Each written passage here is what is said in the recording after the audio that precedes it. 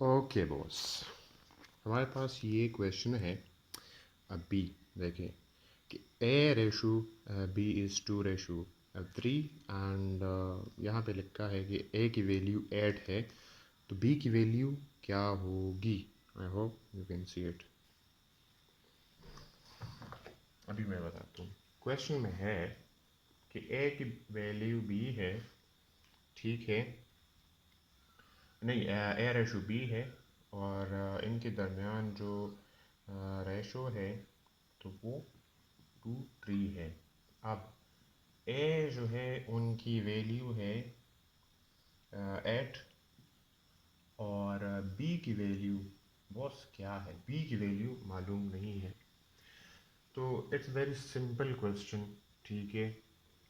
ए की वैल्यू क्या है हमारे पास? 8 है, ठीक है। बी हमको फाइंड करना है। आप देखो, सिंपल हो गया ना। ऐसे हमने तकरीबन 2-3 लाख क्वेश्चंस की है इससे पहले, तो ये हमारे पास ऐसे आता है। हमने तकरीबन 4.5 बिलियन दफ़ा ये कहा है कि इसका मतलब इक्वल है, ठीक है, और फिर इसका मतलब स्लैश है, ये ऐसे लिखेंगे आप। फिर हमने बहुत दफ़ा ये भी फरमाया है, अर्ज़ किया है कि इसको अगर हम बोथ साइड मल्टीप्लाई करेंगे तो इसको मतलब सिंपल ऐसे करेंगे, ये इसको यहाँ लेकर के आते हैं, ऐसे लिखते हैं, ठीक है। फिर ये जो 8 है तो ये तो अपनी जगह साहब होगा, तो इसको फिर हम 3 के साथ मल्टीप्लाई करेंगे और ये 2 जो है ये इसकी जगह ले लेगी, मतलब बी की जगह।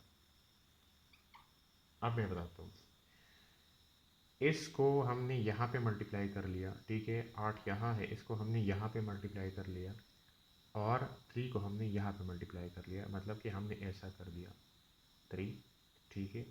2 को यहाँ पे मल्टीप्लाई कर दिया और बी को यहाँ पर यहाँ लेकर के आ गए, तो ये ऐसे बन गया,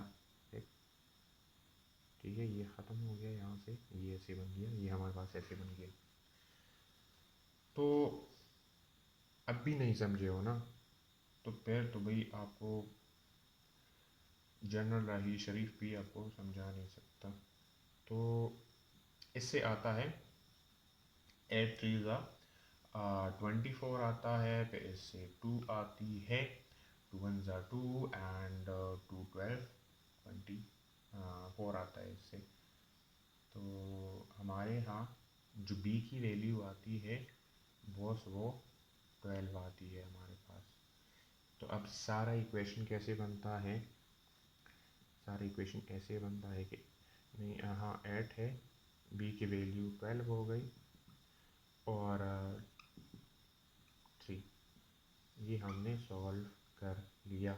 अब हम देखते हैं कि यहाँ पे हमारे पास, हाँ बिल्कुल, जो हमारे पास आंसर है और मैंने मार्कअप कर लिया है, हमारे पास 12 है, ठीक है।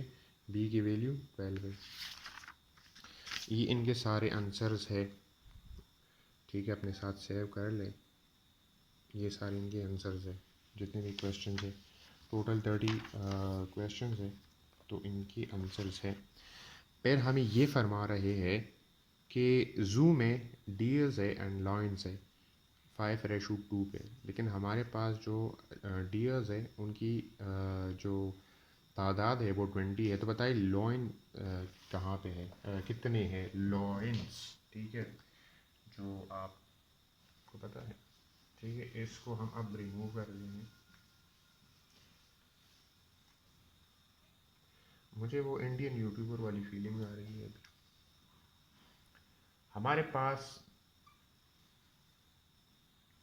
डीज है, लॉइंस है, वो कितने रेशो में है? दोनों 5:2 में है। वो बता रहे हैं कि हमारे पास डीएस जो है वो 20 है, लॉइंस साब्स जो है लॉइंस, ठीक है, वो हमें पता नहीं, लेकिन रेशो हमें पता है। इससे पहले भी हमने कहा कि भाई ये 20, इसको लॉइन लिखो, फिर ठीक है ऐसे। अब लॉइन साहब को जो हमने फाइंड करना है, तो इसको वैसे भी कर सकते हो, ठीक है, मैं बता देता हूँ दूसरा तरीका। ये इसके सामने है ना, ये इसके सामने है, ठीक है, ऐसे करो, ये उल्टा करो, एल को ऊपर लिखो, 20 को नीचे लिखो, और ये भी उल्टा हो जाएगा क्योंकि एल के सामने 2 है और 20 के सामने 5 है। अब ये आपको बिल्कुल आसान हो जाएगा, बच्चों वाली जैसी। एल को अब 20 को यहाँ लेकर के आओ, 20 मल्टीप्लाई 2 डिवाइड बाई 5, एक डबल इक्वल कर दिया हमने जल्दी जल्दी में। इसको हम ऐसे लिखते हैं लाइंस, ठीक है।